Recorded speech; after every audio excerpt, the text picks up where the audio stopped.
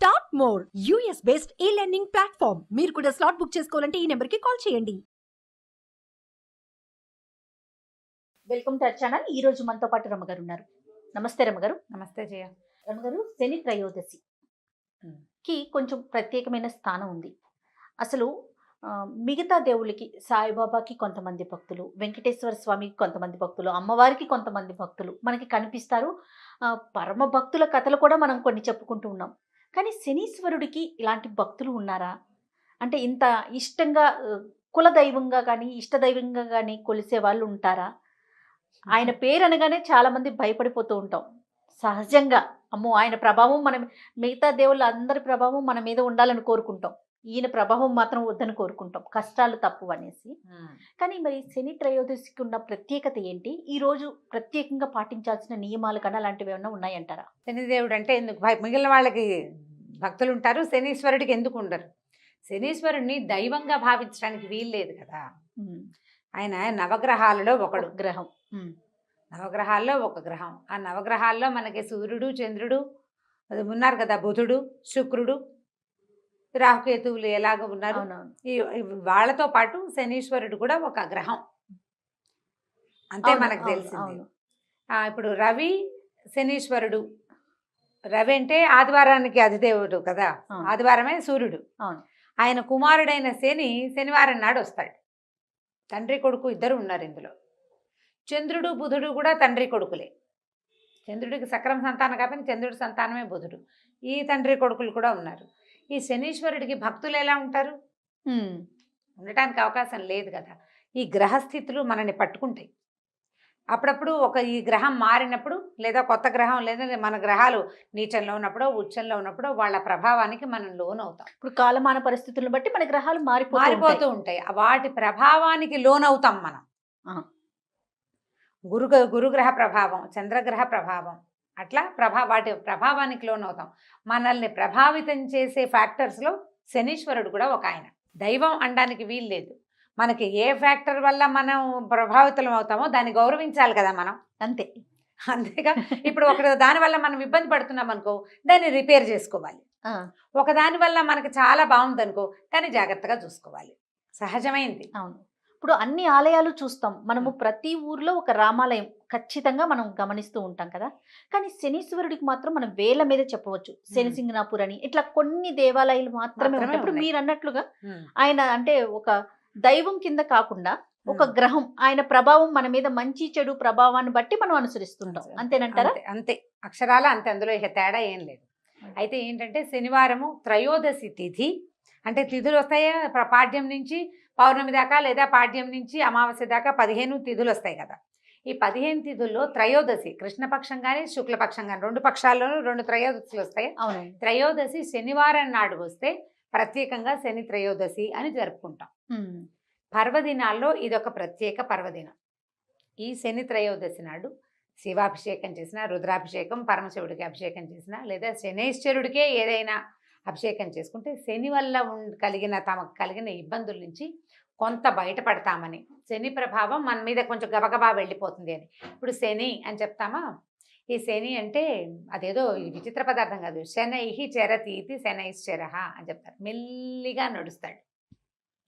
శని దశ నిదానంగా వెళ్తుంది, మెత్తగా నడుస్తుంది. మందుడు అంటారు, మందేశ్వరుడు అంట. మందగా అంటే తాపీగా కదులుతానమాట. మిగిలిన కాలాల్లాగా చకచకలాడదు. శని పట్టిన రోజుల్లో మనకు శనిగ్రహంలోకి మనం వెళ్ళినప్పుడు, అంటే ఆయన తాలూకు ప్రభావానికి గురైనప్పుడు ఆ కాలం నిదానంగా గడుస్తుంది. కానీ మనం ప్రత్యేకంగా చెప్పుకోవాల్సింది ఏంటంటే, శనేశ్వరుడు ఈయన ఏంటంటే ఒక ప్రత్యేకమైన దేవుడు. కష్టపడ్డం నేర్పిస్తాడు మనకి.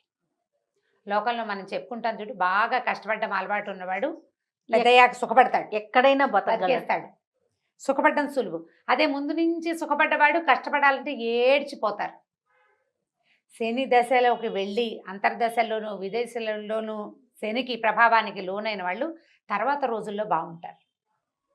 బాగా కష్టపెట్టి తర్వాత మంచి ఫలితాన్ని ఇస్తాడు శనేశ్వరుడు. జీవితాన్ని నేర్పిస్తాడు. నువ్వు కష్టపడి పనికి ఫలితాన్ని తీసుకో. అది ఎంత మంచి సింపుల్ సంగతే కదా.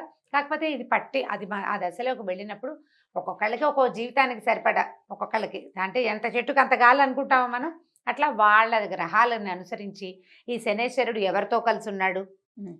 ఎలాంటి సమయంలో వచ్చాడు దాన్ని బట్టి మన తాలూకు కష్టాలదో ఇబ్బందులతో పరంపర ప్రెషరు అవి ఎక్కువ అవుతాయి. అలాంటి వాళ్ళు ఈ శని త్రయోదశి నాడు ఏదైనా అభిషేకం కానీ పూజ కానీ ప్రత్యేకంగా దానాలు కానీ చేసుకుంటే బాగుంటుంది. ఇప్పుడు పెద్ద పెద్ద రకాలు చేయగలుగుతారు, చేయలేకపోతారు. దేవాలయానికి వెళ్ళి శివుడికి అభిషేకం చేయించుకున్నా, రుద్రాభిషేకం తైలాభిషేకం లాంటివి ఏమైనా చేయించుకున్నా, శివుడికి అభిషేకం చేసినా శని శాంతిస్తాడు. శనికే ప్రత్యేకంగా చేసుకోగలిగితే ఇంకా బాగుంటుంది. దేవాలయాల్లో నవగ్రహ మండపాల్లో శనేశ్వరుడు ఉంటాడు.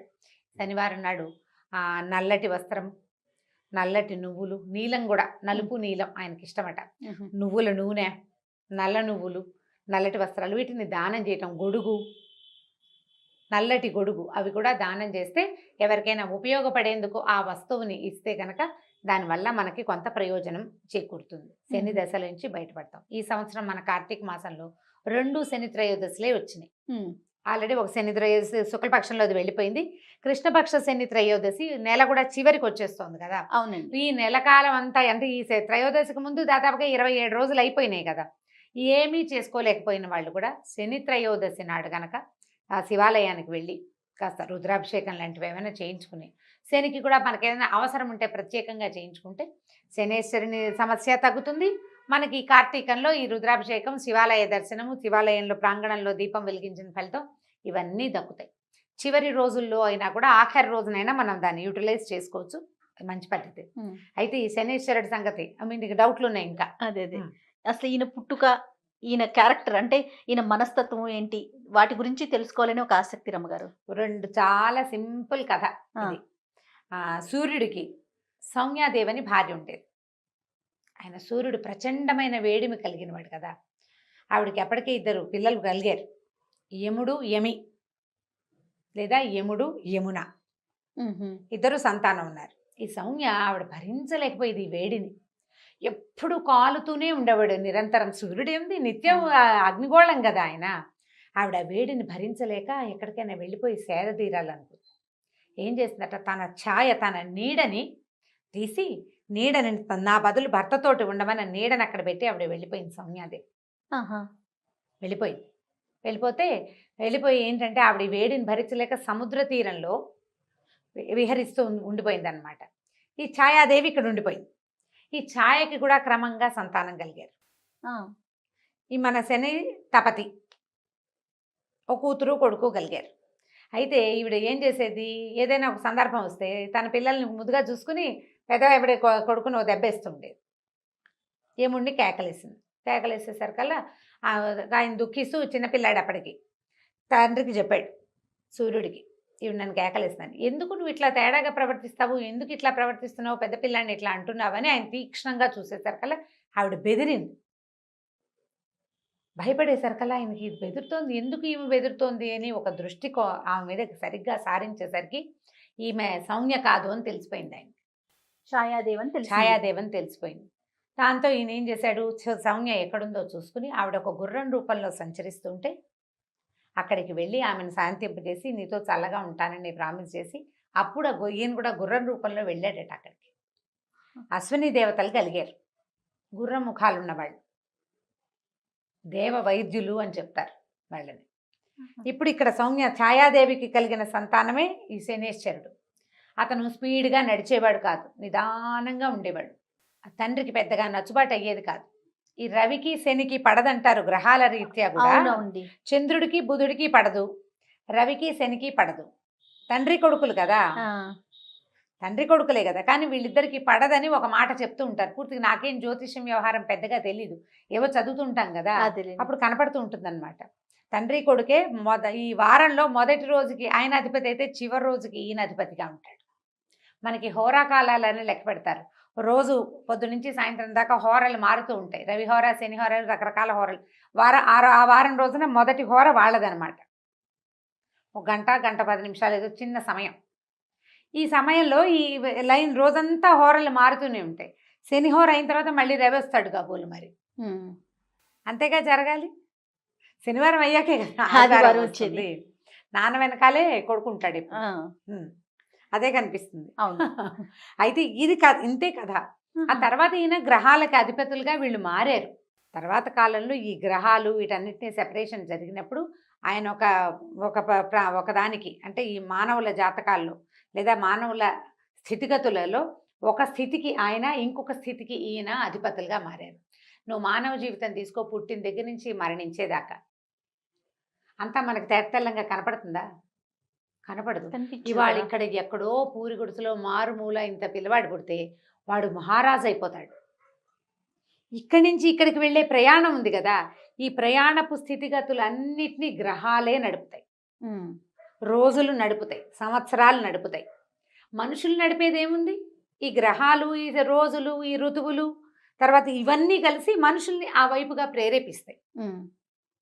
ఈ పేదింటి వాడు ప్రైమ్ మినిస్టర్ అవ్వడానికి ఇక్కడి నుంచి ఈ మధ్యలోది ఆయన ఏదో శ్రమపడ్డాడు, అది చేశాడు, ఇది చేశాడు, అవన్నీ అందరూ చేస్తారు. ఈ పర్టికులర్ వాడే ఇక్కడి నుంచి అక్కడికెట్టా వెళ్ళిపోయాడు. యోగం ఆ యోగాన్ని పట్టించేవే ఈ గ్రహాలు, ఈ కాలం. ఇప్పుడు ఈ కాలం ఇవాళ నా పుట్టుక, నా మరణం దాకా ఉన్న కాలం, ఇంతకుముందు నేను పుట్టినప్పుడు ఉంది, అంతకుముందు పుట్టినప్పుడు ఉంది, రేపు పుట్టబోయేటప్పుడు ఉంటుంది. కాలమే మన మొదటి రోజు, మొదటి పుటక నుంచి మనం ఫస్ట్ ఒక చిన్న చుక్కగా భూమి మీద మొట్టమొదట భగవంతుడు మనని పుట్టించినప్పటి నుంచి తర్వాత మన సంవత్సరాలు మారుతున్న కొద్దికి, మన జన్మలు మారుతున్న కొద్దికి మనతోటే ఉంటుంది. ఆ కాలమే మనకి సాక్షి. అంతే. భగవంతుడు కాలస్వరూపుడు. ఆయన చూస్తూ ఉంటాడు. నీ కిందటివి, ఆ కిందటివి, ఆ కిందటివి నువ్వు చేసిన తాలూకు వాటి ఫలితాలని ఈ జన్మలో నువ్వు మారుమూల ఇంట్లో పుట్టినా నిన్ను ప్రైమ్ మినిస్టర్ని చేస్తాయి. ఈ మొత్తానికి సాక్షిభూతంగా ఉన్నటువంటి భగవంతుని యొక్క అవయవాలే ఈ గ్రహాలు, ఈ ఋతువులు, ఈ సంవత్సరాలు, ఇవన్నీ దానికి ఒక్కొక్క పేరు పెట్టుకున్నాం. అంతే. ఆ మొత్తం చక్రంలో భాగమే శనీశ్వరుడు. అయితే కొన్ని అపోహలో మరి నిజాలో తెలియదు కానీ ఆయన్ని అంటుకోకూడదని, పూజా విధానంలో ఆడవారు కొంచెం దూరంగా ఉండాలని, నల్ల వస్త్రాలే ధరించాలని, ఇలాంటి ప్రత్యేకమైన నియమాలు రావటానికి దీనికి సంబంధించి ఏదన్నా అంటే పూర్వపు అంశాలు ఏమన్నా ఉన్నాయా రమ్మగారు? క్రమంగా కాలక్రమంగా ఏమవుతాయంటే జయ, చిన్న చిన్నవి కూడా పెద్ద పెద్దవిగా పరిణమిస్తాయి. ఇప్పుడు స్త్రీలు దూరంగా ఉండాలని చెప్పేది ఏమో మన శని సింగనాపూర్లో ఆడవాళ్ళు రాకూడదని, మేమెందుకు రాకూడదని మన వాళ్ళు ఫైట్ చేసి దాన్ని సాధించినట్టున్నారు. ఇవాళ రేపు స్త్రీలు కూడా వెళ్ళొచ్చని మొదట్లో వెళ్ళి దగ్గరికి వెళ్ళి చేసేవాళ్ళు. ఈ మధ్య కాలంలో ఒక 4-5 ఏళ్ళ నాడు నేను వెళ్తే ఇక్కడెక్కడో నూనె పోస్తే చాలా గొట్టాల ద్వారా వెళ్ళి అక్కడ పడుతుంది ఆయన మీద. దగ్గరికి వెళ్ళేది అయితే ఇప్పుడు లేదు. మరి ఆడవారు అండి ఎవరు లేరు, అందరూ దూరంగా ఉండేదే, ఏదో పూజారి ఎవరో చేస్తారు. ఇవి ఏంటంటే ఇది పూర్వకాలపు విధానం. అంటే పూజా విధానాలు అవి మగవాళ్లే చేసుకునేవాళ్ళు. అన్ని జాతుల వాళ్ళు పూజలు చేసేవాళ్ళు కాదు ఇదివరకు. ప్రత్యేకంగా ఒక కల్టే పూజ చేసేది. అందులో ఆడవాళ్ళు ఇల్లు వాకిలి పనులు పాటలతోటి సతమతం అవుతుంటే మగవాళ్ళు ఆ పని చేసేవాళ్ళు. బహుశా అలా వచ్చిందేమో, అలా వచ్చింది, అట్లా వచ్చి ఉండొచ్చు. అంతకంటే తీవ్రంగా ఉందని అనిపించదు. అయితే ఏంటంటే ఈయనకి నలుపు ముదురు నీలము ఇష్టం. ఆయనకి నచ్చేలాగా ప్రవర్తించడం అన్న అంశం కోసం నల్లటి బట్టలు చెప్తారు. ఆయన సమర్పించేది నల్లటి వస్త్రమే. నువ్వుల నూనె సమర్పిస్తారు, నువ్వుల నూనె సమర్పిస్తాము. ఆయనకి ప్రీతి, ఆయనకి నచ్చు, తైలం ఇష్టం, ఆయనకి తైలం ఇష్టం, నువ్వుల నూనె అంతే. నువ్వుల నూనె ప్రత్యేకం, అందుకని నువ్వుల నూనె సమర్పిస్తారు. ఇప్పుడు అదే, ఇప్పుడు నా దగ్గర నీకు పని ఉంది, నాకు నచ్చింది ఇస్తావా, నీకు నచ్చింది ఇస్తావా? నాకు నచ్చింది ఇస్తే మీరు పని ఎలా చేస్తారు? అదే కదా, సేమ్ అదే పాయింట్ ఇక్కడ. ఆయనకి నచ్చినవి ప్రతి గ్రహానికి, ఈ గ్రహానికి బుధుడికి పెసలు, శుక్రుడికి ఇంకోటి, బృహస్పతికి గురువుకి శనగలు, అలా చెప్తారు. ఒక్కొక్కళ్ళకి ఒక్కొక్కటి అని. ఈయనకి నువ్వులు చెప్పారు. ఈయనకి నువ్వులు ఇష్టం. దీంట్లో ఇంకొక విధానం ఒకటి ఉంది. ఈ శనివారం నాడే ఒంటికి నూనె రాసుకొని తలంటి పోసుకోవాలని చెప్తారు. తైలాభ్యంగనం చేయటం, ఒంటికి నూనె రాసుకొని నూనెని వదిలించుకోవాలి. నూనెను వదిలించుకోవాలి, తైలాన్ని దానం చేయాలి, తర్వాత తిలలు దానం చేయాలి. నువ్వులు ఆ రోజున ఎవరి చేతిలో ఇంచి తోటకూర అవి శని అంటారు. అవును. ఇనప వస్తువులు, నువ్వులు, నూనె ఇంకొకరి చేతిలో ఇంచి తీసుకోకూడదు. బజార్ వెళ్ళి కొనుక్కోకూడదు. మనం చెయ్యకూడని ప్రతి పనికి కూడా శని ప్రభావం ఉంటుంది, శని పట్టుకుంటుంది, జనరల్ లాంగ్వేజ్ లో మనం వాడేది. అలా చెప్పి ఆ పనుల నుంచి మనల్ని అవాయిడ్ చేసే కార్యక్రమాలు జరుగుతూ ఉంటాయి. ఎందుకంటే నువ్వు కష్టపడాల్సి వస్తావు, నువ్వు కష్టపడతావు. ఆయన పని చేయిస్తాడు నీతోటి, అంతే. నువ్వు శ్రమ, ఎక్కువ శ్రమతోటి తక్కువ ఫలితం ఇస్తాడు. నువ్వు శ్రమ పెంచిన కొందికి ఫలితం కనిపిస్తుంది. నువ్వు ఇంత కష్టపడతావు కాబట్టి వద్దంటారు. కష్టాలు ఎక్కువ అవుతాయని. నిజానికి శని చెడ్డవాడని అనడానికి వీల్లేదు. కష్టే ఫలి అనేది నీకు నేర్పిస్తాడు. ఆయన వెళ్తూ మంచి చేసి వెళ్తాడు. అవునంట. నీకు కష్టపడ్డాన్ని నేర్పిస్తే ఉత్తరోత్తర నువ్వు హాయిగా ఉంటావు. ప్రతి జీవి మీద ఆయన ప్రభావం ఉంటుందని ఉంటుంది. వింటాం కదా రమ్మగారు. ఉంటుంది. ప్రతి జీవి మీద ఆయన ప్రభావం ఉంటుంది. ఆఖరికి దేవాధిదేవుడైన పరమేశ్వరుడు కూడా ఈయనకి లొంగిపోయాడని ఆ, అలాంటి బోల్డన్ని పురాణ గాథలు ఉన్నాయి. ప్రధానమైంది శనివారం నాడు తైలాభ్యంగనం ప్రాక్టీస్లో పెట్టుకోవాలి ఎవరైనా. దానివల్ల 2 బెనిఫిట్స్ చెప్దాం చూడు. ఇప్పుడు శనికి ప్రభావము అవన్నీ నువ్వు లోన్ అవ్వవు, నీకు లేవు అవేవి. నూనె రాసుకొని స్నానం చేయటం వల్ల ఫ్రెష్గా అవుతావు. రిఫ్రెష్ ఇంట్లో అయిపోతాం. నుంచి బద్ధకం తగ్గుతుంది. కొవ్వు అక్కడక్కడ ప్యాక్ చేయబడి ఉన్నది మూవ్ అవుతుంది. నువ్వు అలవాటుగా చేస్తావు, శుభ్రంగా ఉంటావు, ఆరోగ్యానికి మంచిది. ఇది మంచిదే కదా. ఆరోగ్యమే మహాభాగ్యం మహాభాగ్యం. ఇవాళ రోజుల్లో. అవును. కాబట్టి తైలాభ్యంగనం శనివారం నాడు నెత్తికి నూనె పెట్టుకోవటం, చెవిలో కొంచెం నూనె వేసుకోవటం, చిన్నపిల్లలకి ముక్కులో చెవిలో కూడా నూనె వేయటం. వేయటం. మరి చంటి బిడ్డలకి డాక్టర్లు వద్దంటే మానేయండి, కానీ కాస్త పెద్దవాళ్ళకి వేయచ్చు, పర్వాలేదు. చక్కగా బాగా నువ్వుల నూనె ఒంటి కంటేలాగా మద్దం చేసుకోవటం. చేసుకోవటం, సున్నిపిండి పెట్టి చక్కగా దాన్ని వదిలించుకోవటం, బాగా నలుగు పెడితే చర్మం కాంతి దేరుతుంది. దానివల్ల మీకు ఉత్సాహం వస్తుంది, మంచి నిద్ర పడుతుంది. మర్నాడు ద్విగుణీకృత ఉత్సాహంతో పనిచేస్తారు మీరు. మర్నాడు రవి కదా వచ్చేది, రవి నాటికి Sunday. స్పీడ్గా ఉంటారు, పని చేయడానికి సిద్ధంగా ఉంటారు. అందుకని ఈ శనివారం నాడు ఇది చేసుకోవాలి. ఇవి మంచి పనులు. ఈ రోజున గనక మనం శని త్రయోదశి నాడు గనక ఏ చిన్న దైవ కార్యక్రమం చేసినా అది ద్విగుణీకృతమైన ఫలితాన్ని ఇస్తుందని చెప్తారు. కొన్ని వస్తువులు కొనుక్కోకూడదని పెద్దవాళ్ళు చెప్తే ఎందుకు అని అనకుండా మానేస్తే సరిపోతుంది. ఇవి చేయను అయినా అని చెప్పారు, ఎందుకు అని అడద్దు, చేసేయండి. చేసేస్తే వచ్చే మంచి ఏదైనా వస్తుంది, లేకపోతే పనైనా అవుతుంది కదా, కనీసం పనైనా అవుతుందిగా. కాబట్టి చేసుకోవచ్చు. ఈ శని త్రయోదశి ఇంకొక ఉంది కదా ఈ నెలలో, ఆ, కార్తీక మాసము, శని త్రయోదశి, శనివారం. శనివారము త్రయోదశి అవును. విశేషమైనది. కాబట్టి ఆ ఒక్క రోజైనా ఈ నెలంతా వెళ్ళలేకపోయినా శివాలయ దర్శనం తప్పనిసరిగా చేయండి. మనకి శని దశ ఉన్నా లేకున్నా లేకపోయినా కూడా శివాలయ దర్శనం చేయటము, రుద్రాభిషేకం చేసుకోగలిగితే చేసుకోవటం, లేకపోతే కనీసం స్వామిని దర్శించి తీర్థప్రసాదం స్వీకరించుకోవటం, విభూది తీసుకోవటము, దేవాలయంలో ఒక దీపారాధన చేయటం. దానివల్ల ఏవైనా గ్రహదోషాలు ఉంటే అవి సమసిపోతాయి. శివానుగ్రహం, అఖండమైన ఐశ్వర్యము లభిస్తుంది.